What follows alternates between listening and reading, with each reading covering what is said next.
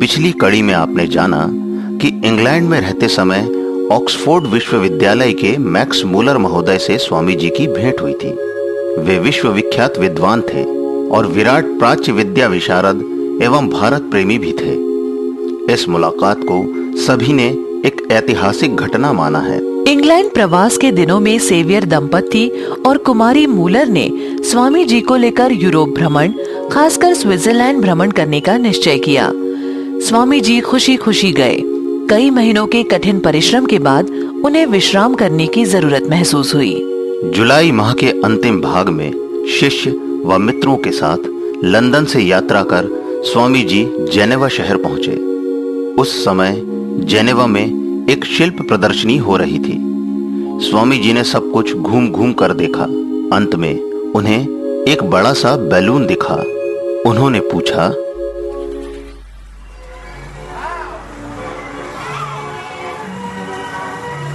ये बैलून जैसी चीज क्या है? स्वामी जी, ये बैलून ही है। इसमें इतनी गैस भरी जाती है कि ये 2-4 लोगों को टोकरी में बिठाकर उड़ा ले जा सकता है। अच्छा, तो मैं भी उसमें बैठूंगा। देखूं तो जरा ऊपर से दुनिया कैसी दिखती है। आप? अरे नहीं, ये बहुत सुरक्षित नहीं है। सुरक्षित नहीं तो इतने लोग इसमें सवारी करने के लिए कतार में क्यों लगे हैं? नहीं स्वामी जी, आप न जाइए। अरे मुझे कुछ नहीं होगा।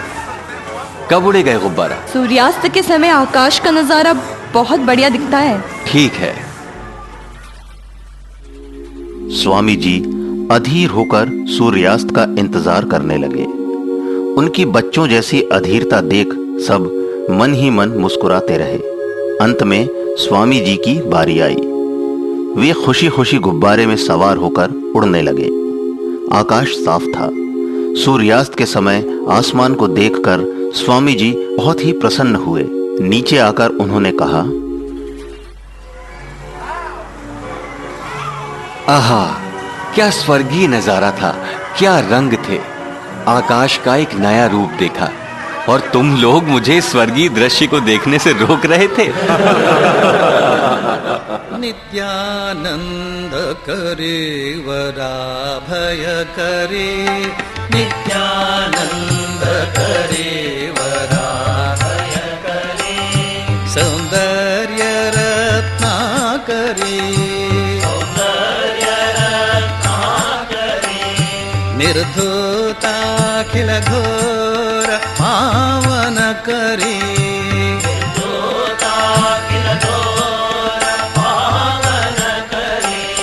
प्रत्यक्ष माहेश्वरी,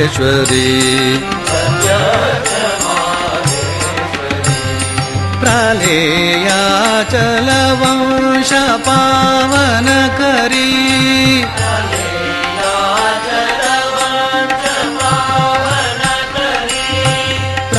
प्रलेयाचल वंश पावन करी,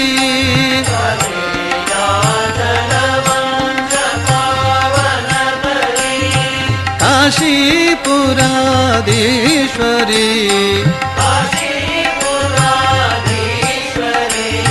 भिक्षां देहि कृपावलंबन करी, भिक्षां देहि कृपावलंबन करी, मातान पूर्णेश्वरी, मातान पूर्णेश्वरी, योगानंद करे रिपुक्षय करे, योगानंद करे रिपुक्षय करे, धर्मार्थ निष्ठा करे, धर्मार्थ निष्ठा करे, चंद्रार्कानल भासमान लहरी, चंद्रार्कानल भासमान लहरी, त्रैलोक्य रक्षा करी, त्रैलोक्य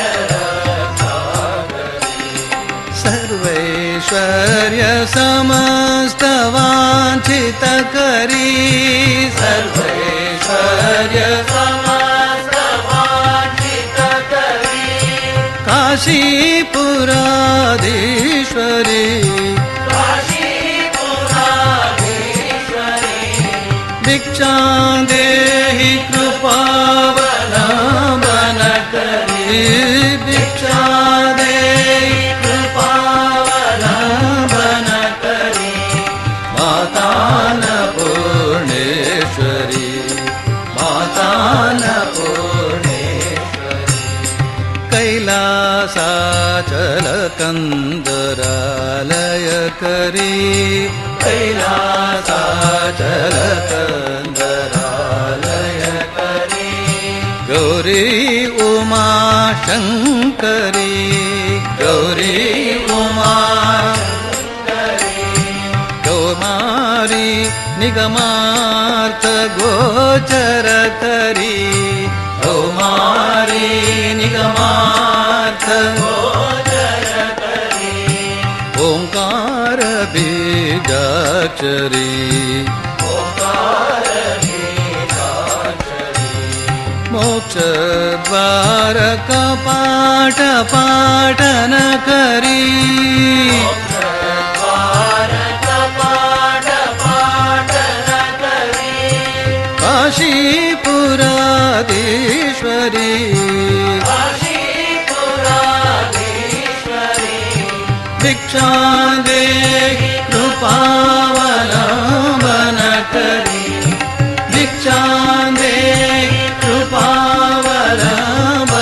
करी माता अन्नपूर्णेश्वरी माता अन्नपूर्णेश्वरी माता अन्नपूर्णेश्वरी।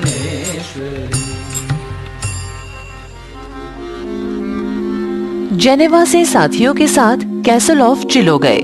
स्वामी जी ने वहां से मॉन्ट ब्लैंक की ओर यात्रा की। मनोरम पर्वतों पर से गुजरते समय उन्हें हिमालय की याद हो आई। अपने परिव्राजक जीवन को याद करते हुए उन्होंने कहा,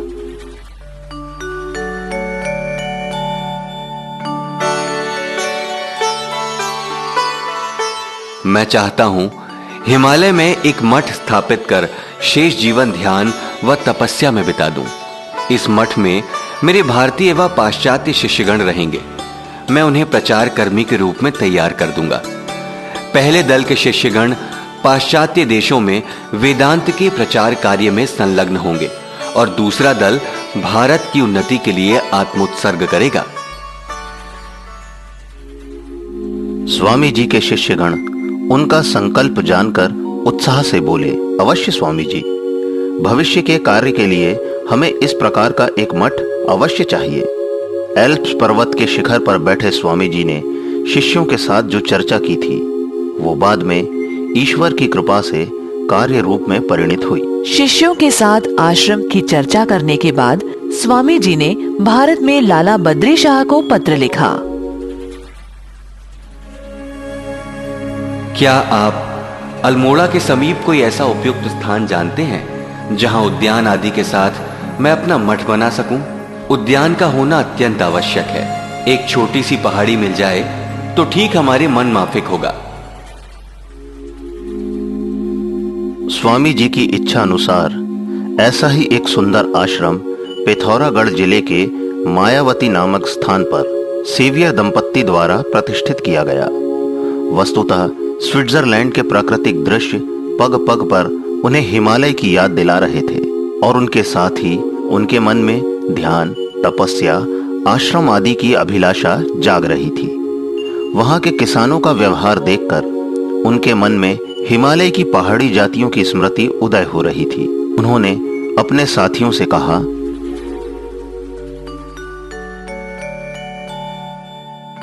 इनके रीति रिवाज तथा वेशभूषा देखता हूं, बिल्कुल हिमालय की पहाड़ी जातियों के समान ही ये लोग, जो अपनी पीठ पर लंबी टोकरी लटकाए चलते हैं, वो भी हमारे देश के पहाड़ी अंचल में व्याप्त टोकरियों के समान ही हैं। स्विट्जरलैंड में एक पहाड़ी पर चढ़ते समय स्वामी जी ने जिद करके एक हिमनद भी पार किया था। उस हिमनद का नाम था मर्दे ग्लेस। वहाँ से उनका दल चामोनीज नामक एक खूबसूरत गांव में गया। पास ही लिटन सेंट वर्नॉन में ईसाई साधुओं का मठ है, वहाँ भी गए। उसी के ऊपर सुविख्यात सेंट ऑगस्टाइन नामक दर्रा है, जिसके शिखर पर ऑगस्टाइन संप्रदाय के साधुओं की धर्मशाला स्थित है।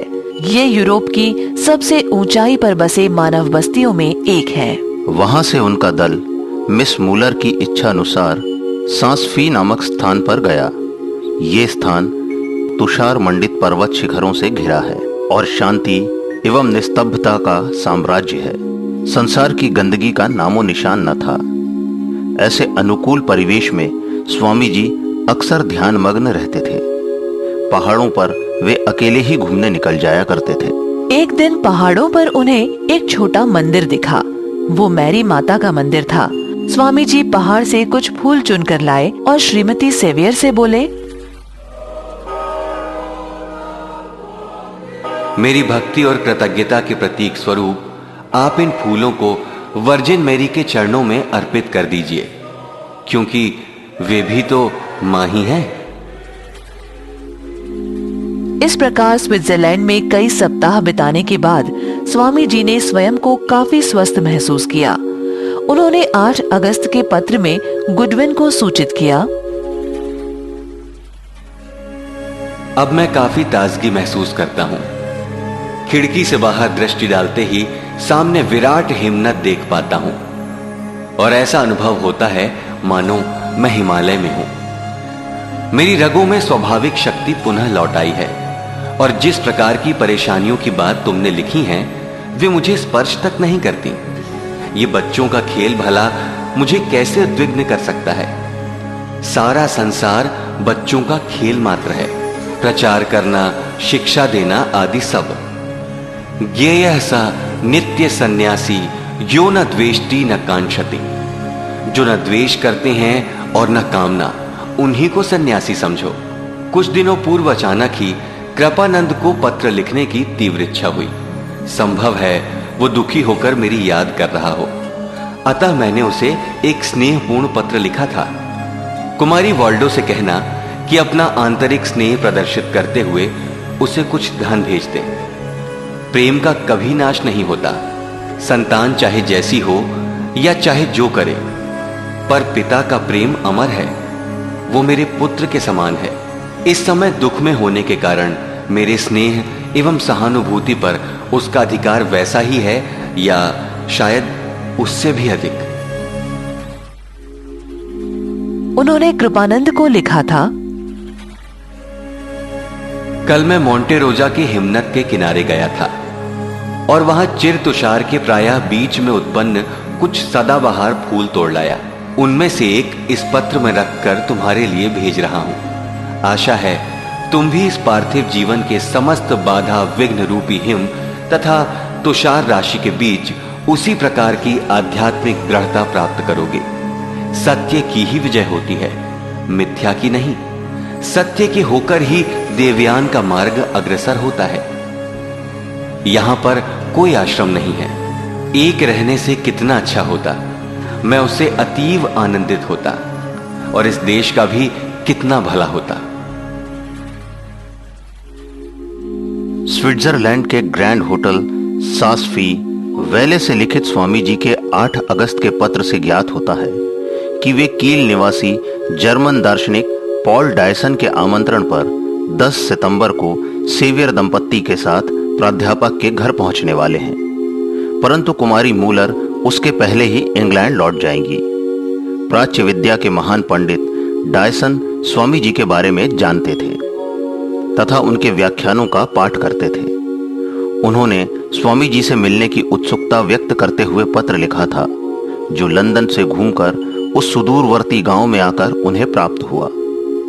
प्राध्यापक की इच्छानुसार स्वामी जी ने भ्रमण योजना में किंचित परिवर्तन कर जर्मनी होते हुए इंग्लैंड लौटने का निश्चय किया, परंतु तब भी पूरा 1 महीना हाथ में था। अतः ऐसी योजना बनी कि वे लोग कुछ दिन और स्विट्जरलैंड में ही बिताएंगे और तदुपरांत कुमारी मूलर के अतिरिक्त बाकी लोग जर्मनी के 2-1 स्थानों का दर्शन करते हुए कीव पहुंचेंगे। मूलर स्विट्जरलैंड से ही वापस लौट जाएंगी। पूर्वोक्त ग्राम त्याग कर पूरी टोली संभवतः 22 अगस्त को स्विट्जरलैंड के ही लूसर्न नगर में जा पहुंची। लूसर्न में देखने योग्य काफी कुछ था और उन्होंने एक एक कर सब देखा। कप्तान सेवियर के अतिरिक्त अन्य सभी लोगों ने वहाँ पर पहाड़ी ट्रेन पर सवार होकर माउंट रीगी के शिखर तक आरोहण किया। इस भ्रमण में भी एक तरह की नवीनता थी और पहाड़ की चोटी पर पहुंचकर जगत के एक अतुलनीय हिम दृश्यावली ने उनके नयन मन को मुग्ध कर लिया। लुसन में उन लोगों ने अन्य स्थानों के अतिरिक्त स्विस गार्डों का कब्रिस्तान और उसके ऊपर के पर्वत पर खुदी हुई निद्रित सिंह की एक सुंदर मूर्ति का अवलोकन किया। यहाँ से उन्होंने रीड्स नदी के ऊपर स्थित चित्रों से शोभित 2 सेतुओं को पार किया। इनमें से एक पर मृत्यु का तांडव नृत्य अंकित था और दूसरा सेतु स्विट्जरलैंड के इतिहास की घटनाओं से अलंकृत काष्ठ फलकों द्वारा सुशोभित था। उसके बाद उन्होंने लूसर्न का अजायब घर तथा इतिहास में विख्यात धर्म मंदिर का सुप्रसिद्ध वॉइस ह्यूमेना मानव कंठ नामक ऑर्गन देखा। इस वाद्य यंत्र से ठीक मानवीय कंठ के समान ध्वनि निकलते देखकर स्वामी जी बड़े आनंदित हुए। इसके बाद सबने स्टीमर पर चढ़कर लूसर्न झील की सैर की। लूसर्न में विलियम टेल के नाम पर बने एक छोटे से मंदिर को देखकर उस देश प्रेमी के जीवन की कितनी ही घटनाएं स्वामी जी के मन से होकर गुजर गईं। झील के किनारे एक दिन मिर्ची बिकते देख स्वामी जी ने उनमें से कुछ खरीदकर एक मुंह में डाल लिया। दुकानदार इस पर अवाक हो गया।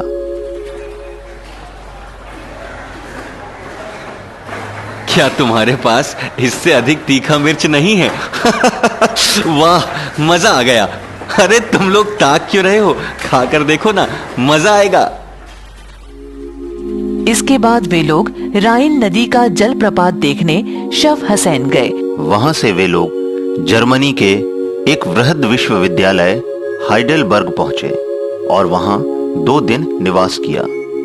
विश्वविद्यालय का परिदर्शन कर और जर्मन लोगों में विद्यादान का विपुल आयोजन और विद्यार्थियों में अदम्य उत्साह देखकर स्वामी जी विस्मित हो गए। नगर के किनारे एक ऊंचे स्थान पर स्थित किला भी उन लोगों ने देखा। वहां से वे लोग कोबलेंज गए और वहां एक रात बिताने के बाद स्टीमर पर सवार हुए। स्टीमर 60 मील दूर कोलोन नगर पहुंचा। उक्त शहर में 2-3 दिन रहकर इन लोगों ने वहां का वृहद प्रार्थना गृह, वहां का कोषागार तथा सन्यासियों द्वारा हस्त निर्मित खूबसूरत जड़ाऊ सलीब एवं अन्य दर्शनीय वस्तुओं को देखा। एक दिन स्वामी जी प्रार्थना गृह में प्रार्थना के समय भी उपस्थित हुए। सेवियर दंपत्ति ने सोचा था कि कोलोन से वे सीधे कील जाएंगे, परंतु स्वामी जी की बर्लिन देखने की इच्छा है जानकर वे लोग उस ओर अग्रसर हुए। स्वामी जी जर्मनी में जाकर जितना ही वहाँ की संस्कृति, कर्मोद्यम, समृद्धि तथा आधुनिक रीतियों से नगर निर्माण का परीक्षण करने लगे, उतने ही विस्मित होकर वे जर्मन लोगों की प्रशंसा करने लगे। आखिरकार वे बर्लिन पहुँचे। उस महानगर की चौड़ी सड़कों, मनोहर उद्यानों तथा सुंदर भवनों ने उन्हें पेरिस की याद दिला दी और उनका चिंतनशील मन फ्रांसीसी और जर्मन सभ्यताओं के तुलनात्मक चिंतन में लग गया। वे समझ गए कि दोनों देशों का अपना अपना वैशिष्ट्य है। जर्मन वीरों की जाति है और लौकिक तथा बौद्धिक प्रगति के मार्ग की समस्त बाधाओं को पार करने के लिए कटिबद्ध है। जर्मनी की सुप्रशिक्षित सेना को देखकर उन्होंने कहा था, क्या ही सुंदर वीरता की प्रतिमूर्ति है। इसके बाद सेवियर ने जब उन्हें ड्रेसडेन ले जाना चाहा, तो स्वामी जी बोले, प्रोफेसर डायसन हमारी प्रतीक्षा कर रहे होंगे, हमें अब देर नहीं करनी चाहिए। अतः वे लोग वहां से सीधे बाल्टिक सागर के तट पर स्थित कील नगर की ओर चल पड़े और 8 सितंबर को वहां पहुंचकर एक होटल में आश्रय लिया। प्राध्यापक के साथ स्वामी जी के मिलने के विषय में श्रीमती सेवियर की स्मृति कथा से जो बातें ज्ञात होती हैं वे इस प्रकार हैं। बाल्टिक सागर तट के मनोरम पृष्ठभूमि में स्थित मनोरम कील नगर की ओर तथा वहां के विश्वविद्यालय के दर्शन शास्त्र के प्राध्यापक डॉक्टर पॉल डायसन के सानिध्य में मेरा जो एक आनंदमय दिन बीता था, उसकी स्मृति के साथ अनेक मधुर घटनाओं के जुड़े होने की वजह से वो मेरे मानस पटल पर अत्यंत स्पष्ट रूप से अंकित है। यूरोपीय संस्कृतविद पंडितों में डायसन का स्थान सर्वोपरि है और उनकी दर्शन पर पकड़ भी अनुपम है। स्वामी जी के होटल में पहुंचने की सूचना पाते ही प्राध्यापक ने एक पत्र लिखकर उन्हें अगले दिन अपने साथ जलपान के लिए आमंत्रित किया और इसके साथ ही सौजन्यता पूर्वक मुझे तथा मेरे पति को भी आमंत्रित किया। अगले दिन सुबह ठीक 10 बजे हम उनके घर जा पहुँचे और हमें उनके पुस्तकालय में ले जाया गया। वहाँ पर अपनी पत्नी के साथ डॉक्टर डायसन हमारी प्रतीक्षा कर रहे थे और उन्होंने सादर हमारा स्वागत किया। डायसन स्वयं जिन अनुवाद कार्यों में लगे थे, स्वामी जी ने उनमें रुचि ली तथा उनके बीच अनेक मुश्किल शब्दों के अर्थ एवं तात्पर्य के बारे में चर्चा होने लगी। स्वामी जी ने कहा कि परिभाषा की स्पष्टता ही मुख्य चीज़ है और भाषा का माधुर्य गौण है। स्वामी जी जिस प्रकार दृढ़ विश्वास के साथ शब्दों के तात्पर्य समझाने लगे और सूक्ष्म तत्वों का परिचय देने लगे, उसके फलस्वरूप जर्मन विद्वान को आखिरकार उन्हीं के मत को मानना पड़ा। भिन्न भिन्न विषयों पर चर्चा चल रही थी कि इसी बीच प्रोफेसर महोदय किसी दूसरे काम से उठकर चले गए। थोड़ी देर बाद उन्होंने लौटकर देखा कि स्वामी जी कविता की एक पुस्तक के पन्ने पलट रहे हैं। इस कार्य में वे इतने तन्मय थे कि प्रोफेसर के आने की आवाज़ तक उनके कानों में न पहुंची। पुस्तक समाप्त कर स्वामी जी अध्यापक की ओर देखते ही समझ गए कि वे काफ़ी देर से प्रतीक्षा कर रहे हैं। उन्होंने क्षमा प्रार्थना करते हुए कहा, पुस्तक पढ़ रहा था, शायद आप बहुत देर से मेरी प्रतीक्षा कर रहे थे, क्षमा कीजिएगा। इतने कम समय में आपने पूरी किताब पढ़ ली? जी हाँ, और याद भी कर लिया है। स्वामी जी ने उस पुस्तक का कुछ अंश और कविताएं ज्यों की त्यों सुना दी। विस्मय से अभिभूत होकर प्रोफेसर बोले, इससे पहले आपने अवश्य इस पुस्तक को पढ़ा होगा, वरना केवल एक सरसरी निगाह से ही 400 पृष्ठ की किसी पुस्तक को आधे घंटे में याद कर लेना दुस्साध्य क्या असंभव है। संयत मना योगी के लिए ये असंभव नहीं है। मेरा ये विश्वास है, ये शक्ति सभी प्राप्त कर सकते हैं। आप जानते हैं, मैं काम कांचन त्यागी सन्यासी हूं। आजन्म अखंड ब्रह्मचर्य के परिणाम में ये शक्ति स्वयं ही मुझ में आ गई है। पाश्चात्य देश में अनेक लोग इस पर विश्वास नहीं भी कर सकते हैं, परंतु भारत में ब्रह्मचर्य के बल पर इस प्रकार की स्मृति शक्ति के अधिकारी आज कम होने पर भी खत्म नहीं हुए हैं। प्रोफेसर साहब निरुत्तर हो गए और उसी दिन से वे स्वामी जी के भक्त बन गए। श्री शारदा देवी हे महामाते, श्री राम कृष्ण गुरुदेव संप्रीते। श्री शारदा देवी हे महामाते, श्री राम कृष्ण गुरुदेव संप्रीते। परम पावन हृदय कलियुगद सीते, परम पावन हृदय कलियुगद सीते।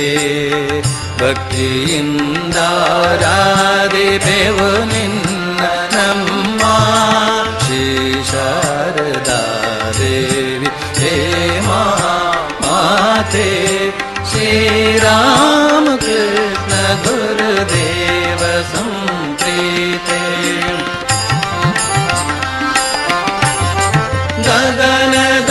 ಗಗನದಂತಿವುದಮ್ಮ ನಿನ್ನ ಗಾಂಭೀರ್ಯ, ನಿನ್ನ ತೇಜದ ಭಾಗವೇ ನಮ್ಮ ಸೂರ್ಯ. ಗಗನದಂತಿವುದಮ್ಮ ನಿನ್ನ ಗಾಂಭೀರ್ಯ, ನಿನ್ನ ತೇಜದ ಭಾಗವೇ ನಮ್ಮ ಸೂರ್ಯ. ನೀ ಕಾಳಿನಿ ಲಕ್ಷ್ಮಿನಿ ವಿಜಯಮ್ಮ, ಮಕ್ಕಳಾಗಿಯ ನಮ್ಮ ಪರಶಕ್ತಿಯಮ್ಮ. ಶ್ರೀ ಶಾರದಾ ದೇವಿ ಹೇ ಮಹಾಮಾತೆ, ಶ್ರೀ ರಾಮ ಕೃಷ್ಣ ಗುರುದೇವ ಸಂಪ್ರೀತೆ.